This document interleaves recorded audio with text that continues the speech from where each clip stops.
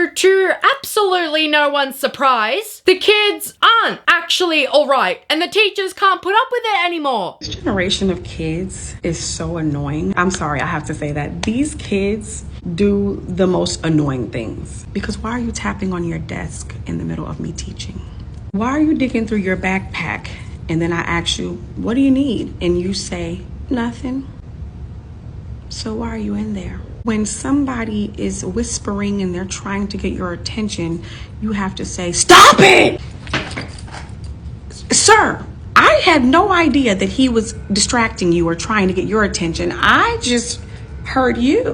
Why when you tell these kids to stop talking, they think that means to talk softer and whisper. I want you to shut up. Balling the paper up and tearing it into tiny pieces just to go and throw it in the trash. Teachers are trying here. They can't sit still, they can't be quiet, because iPhones and iPads have given these kids constant and never-ending stimulation and have always given them something to do with their hands. Whether it's scroll on TikTok, tap on a game, press buttons to turn the volume up and down, or have something visually invigorating to watch at all times, they now can't live without that. And it's disturbing. They do things in class for absolutely no reason, even if they get told off on it over and over again, just so that they can get that dopamine hit that they can't get from their screen in the middle of class. I'm sorry, but somebody's got to say this. These kids cannot be quiet.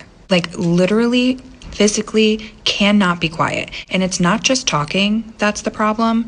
Just noise in general. It is constant, no matter what I'm doing. I could be doing direct instruction, they could be working with partners by themselves, whatever. It is constant, whether it's this or the tapping or just random noises that they make all the time. 6, 7, 6, 7. Like, why can you not be quiet? Like, the overstimulation is just to a max. I can't even deal. Not only that, they've got the stupid fidget toys that are making noise. It is constant. What are we doing to these kids that they just can't sit there and just be quiet for even 10 minutes at a time? I know that kids have always been annoying in the classroom. That is not a brand new concept. But here's the glaringly obvious difference between older generations when they were children and the children of today's generations is that back then, on the final day of school before summer break for Americans or the Christmas holidays for Australians, watching an entire movie in class would feel like a once in a blue moon treat and something that all students would cherish like it was something really special and really rare. But now, kids barely have the attention span to sit peacefully and watch 10 minutes of a movie before getting bored that quickly and needing something else to keep them occupied while the movie is still playing because the movie is not enough. They no longer see that as something good enough. Which is why the kids of today are a different breed of annoying than the kids of yesterday. They don't understand that they're there to learn and not to be babysat by their cool older sibling who'll let them do whatever they want until their parents get back home. I have a class to where the kids' attention spans are so bad, I can't even get them to be quiet for 60 seconds. I can't. I will set a timer every morning and I'll be like, all right, guys, we're going to be quiet for 60 seconds. And if somebody talks, we're going to restart it over. And I'm telling you, man, I even let them laugh. I'm like, it's okay to laugh. But they can't do it. Like, some kid will just start fidgeting. He'll be like, "Blah!" And then I'm like, all right, we're going to restart the timer. And before someone gets in here and is like, have you tried to figure out what that child needs? Yeah, he needs his phone. He needs to watch clips because he needs that dopamine hit. Like he's holding open the door at 7-Eleven. Like, can I just get a little bit of screen time? Because the second that I turn my back, they'll open up their Chromebooks just to see the light. And then when I close it, they're like...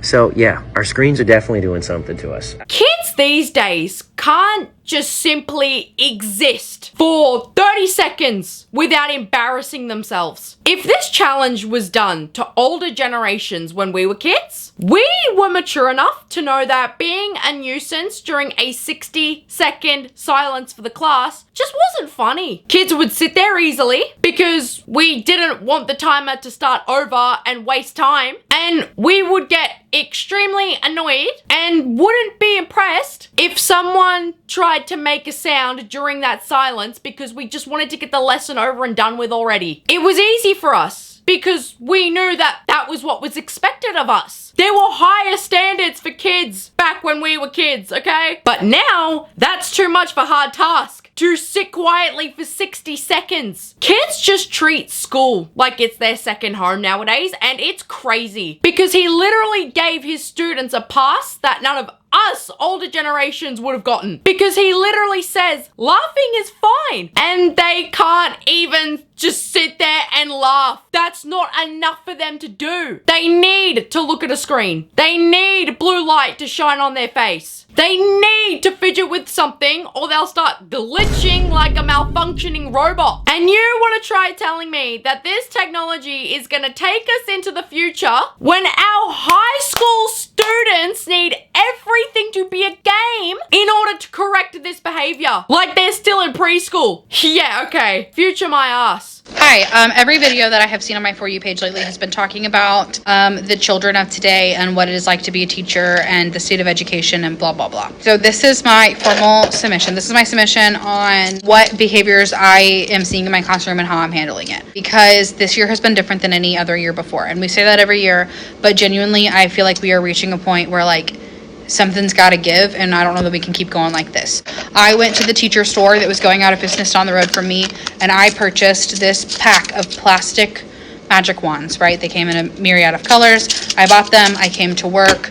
I put them in this cup, and I've kept them. We have not used them all year. Today, finally, I was like, we're going to get the wands out. Because if you are not in education, maybe you don't know this, but right now, in order for students to want to do anything, it has to be fun and it has to be exciting.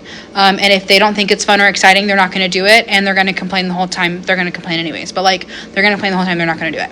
So we are doing an activity where every group needed a leader, and we were going to pass who was the leader around as we went through the rounds of the thing. And I said, pick out your leader, raise your hand, who's your leader? And I went up to each table with one of every color, and I decided like, oh, I think that you are this purple wand. And I like gave every leader at their table this plastic wand. I made a whole big to-do about it. And today, no sooner than I had passed them out, I watched a child look at me and then break it. Just broke it right in half. Something that we didn't even need these for, right? We could have done this whole activity without the magic wand, but I was trying to make it exciting and fun. I try to make class enticing. They just broke it. And then when I was upset that they just broke the wand that we've never even used before, that I spent my own money on, and they don't care, and they're not sorry. And when I was upset about it, he laughed at me. So it's not like it's ever going to get better. They just actually really don't care. And to the point that I don't know what we're going to do about it, but like something's going to have to change. In the previous video, there was a comment that someone said a teacher gave them some advice by saying that they need to make all of their lessons into a game for their students in order for these kids to want to participate. But when these teachers actually try taking that advice on board with their own finances, mind you, to actually help these kids learn something, they don't want a bar of it and snap these wands right in front of her face like they're sociopaths with no empathy for anybody else in the world except for themselves. So clearly, if gamifying the lessons isn't the answer, then what is? Because at this point, teachers are pulling out all stops and they're doing everything in their power possible to get these kids learning anything. But the modern day education system doesn't care whether or not they understand basic grammar or know how to do basic math. They just want to pass these kids and graduate these kids as fast as they possibly can. And their parents and social media are raising these kids to be main character types from a movie so they don't feel like they're a part of a community and they think they're different from everybody else. So they're learning absolutely nothing about being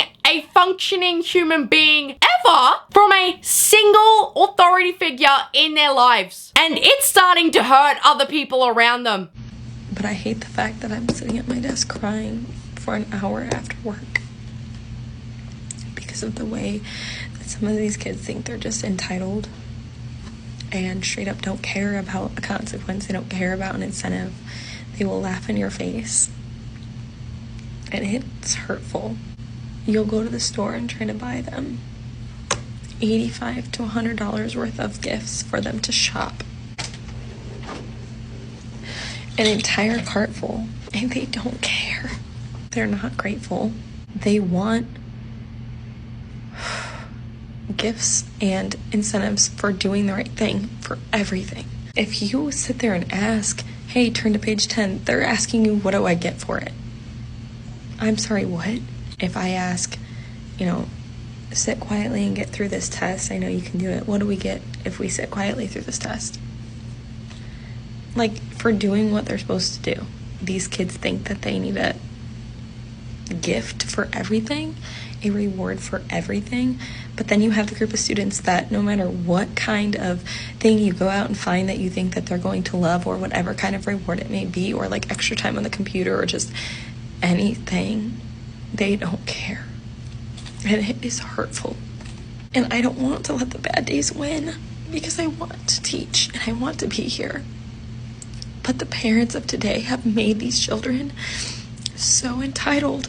Teachers are literally stuck in their classrooms crying after hours when they're supposed to be at home relaxing because of how much the expectations of teaching these kids are crippling them. Something needs to change, and it needs to change as soon as possible. And it starts by teachers putting their foot down like they used to. It starts by teachers not coddling these kids anymore and completely eliminating the gifts and the rewards entirely. Now, I know that sounds harsh to new age parents, but the constant prizes for doing basic tasks is not only harming them, but it's also harming the people around them as well, to try and always be giving them prizes for doing nothing. So let's get back to some old school rules. Keep the incentives for doing the work incredibly rare, or just get rid of them as a whole, because I don't remember ever getting a reward or a gift. I don't remember any student in any of my classes getting a reward or a gift when I was younger. You should be getting rid of these incentives because they lose their value and they lose their impact if they're always expecting it. And as someone said in the comment section, if a child asks the teacher,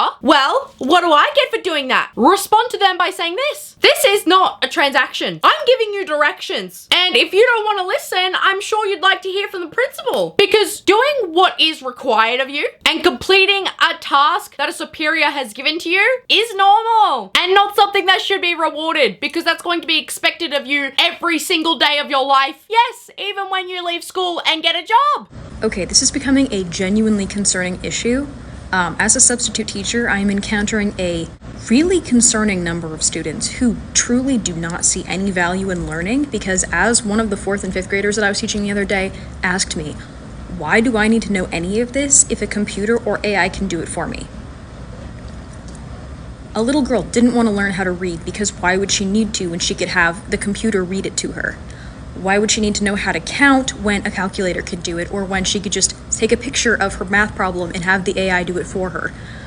This is a legitimate issue, because if for whatever reason we lose the ability to have access to these things, we have an entire generation of kids who's going to be entirely helpless without the internet, and that is not okay. If you as a parent are encouraging this behavior and allowing your child to use AI for everything, you have a problem. This might sound a little crazy, but I truly believe that the only way to solve these kids' over-reliance and overconfidence in AI is to put fear about it into them. Show them movies like WALL-E. Talk about what happens during a widespread power outage. Discuss the possibilities of what could happen if there was a situation where the Wi-Fi was disconnected for whatever reason. Tell them stories about what happened during the Y2K scare. Make it abundantly clear to these kids because they've never known a life without technology, that there will come a time in the future where we might not have the electricity or the materials in order to fuel AI or in order to power AI. So wouldn't they want to learn how to be self-reliant and know how to properly live life as a human being in a situation like that? If they won't listen because they don't have any motivation to learn, if they won't listen because there's no gift or reward system in place, and if they won't listen because they feel they don't need to because they can just use AI for everything, the only option that is left is to scare them with these hypotheticals.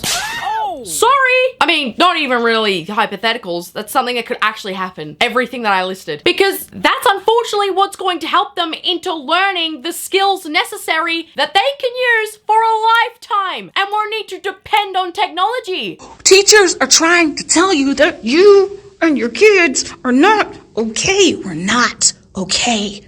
We're not okay. This is a real student's paper. I covered up the name because I don't want you, that is what they completed. In 20 minutes, this is what they completed. I told them the answer to number 9. 1/4 of the students got it incorrect. We gamified the curriculum. It's on my board because we played a game. Just to show you, hold on. Gamified the curriculum, but these were their mascots for the groups, okay? I gamified it.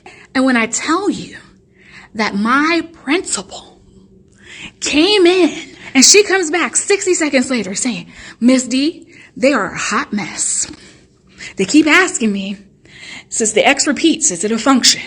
And I don't know what they're asking.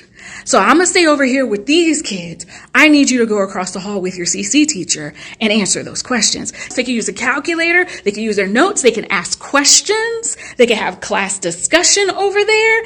All of that is test accommodations that we are doing for them.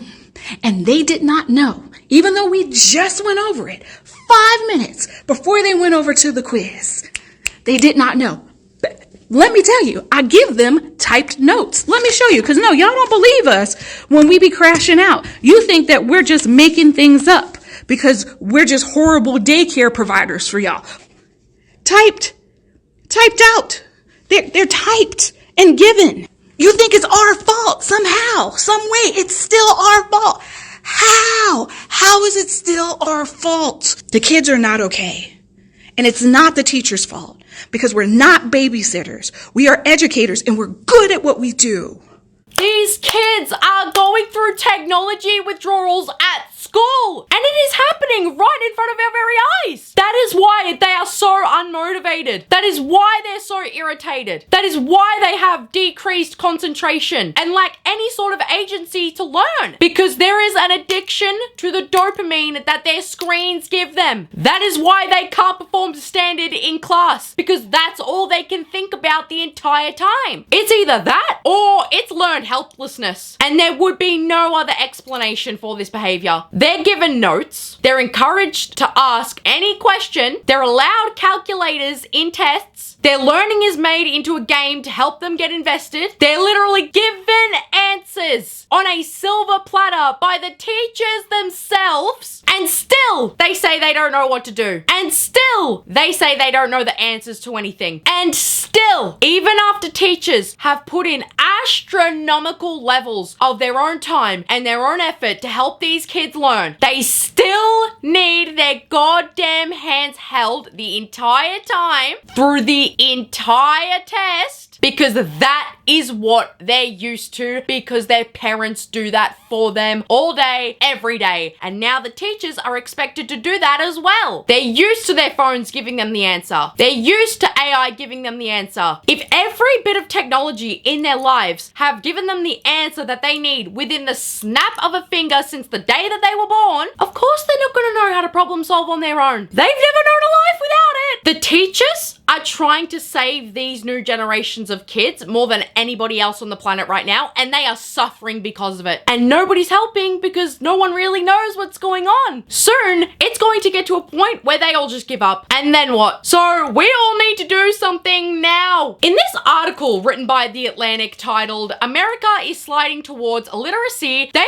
reveal some shockingly disturbing facts that made my blood run cold. By some measures, American students have regressed to a level not seen in 25 years or more. Test scores from the National Assessment of Educational Progress released this year show that 33% of 8th graders are reading at a level that is below basic, meaning that they struggle to follow the order of events in a passage or to even summarize its main idea. That is the highest share of students unable to meaningfully read since 1992. Among 4th graders, 40% are below in basic reading, the highest share since the year 2000. And in 2024, the average score on the ACT, a popular college admission standardized test that is graded on a scale of 1 to 36, was 19.4. The worst average performance since the test was redesigned in 1990. And even more chilling, the bottom 10th of 13-year-olds, according to the NAEP's long-term trend data, are hitting lows in reading and math scores not seen since these tests began in 1971 and 1978, respectively. In a paragraph. Oh my gosh. In a paragraph? Full, you know what a complete sentence is? Yeah. Explain 5 sentences. 5 sentences. Can we do 4? Yeah, you have to do 5 complete sentences. Could you imagine that? Having to write 5 complete sentences? Okay. That's a test on its own, 5 complete sentences? Sophomores in America are literally 15 to 16 years old, and they gasped at being faced with the task of writing a paragraph. They are shocked that they have to write a puny amount of 5 sentences. They tried to negotiate doing less work with their superior, with their teacher, and asked to do 4 sentences instead because 5 sentences is too hard. Because they seem to think that writing 5 sentences is a test on its own.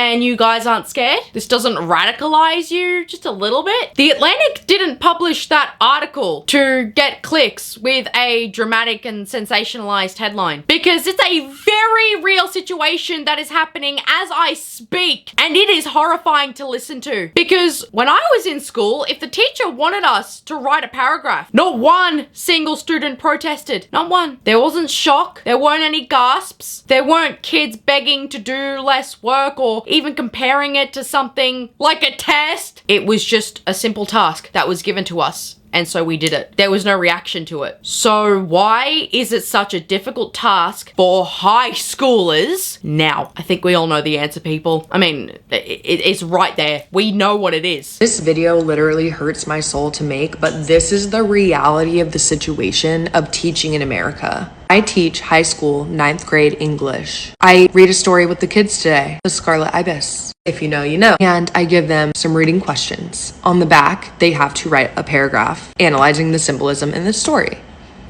They do the questions on the front, and then they get to the back of the paper. Do I have to do this?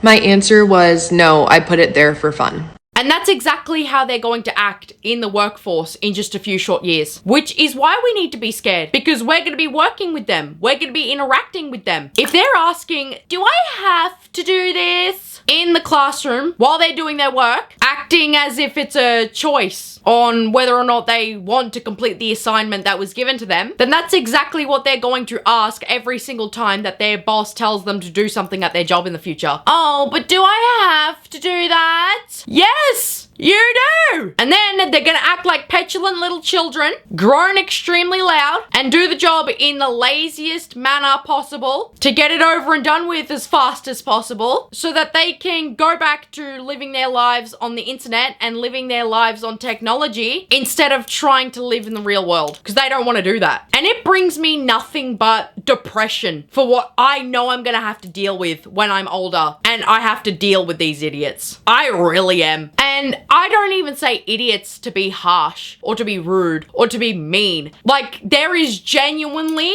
an intelligence problem now. Look at what is behind me. That was posted by a teacher on TikTok. That's why I'm making this video, because what the fuck is that? They can't write. Anyways, guys, I feel slightly, just a twinge better after recording that video. Thank you all so much for watching. Mwah. I love you all so much, and I'll see you guys in the next video. Bye, guys.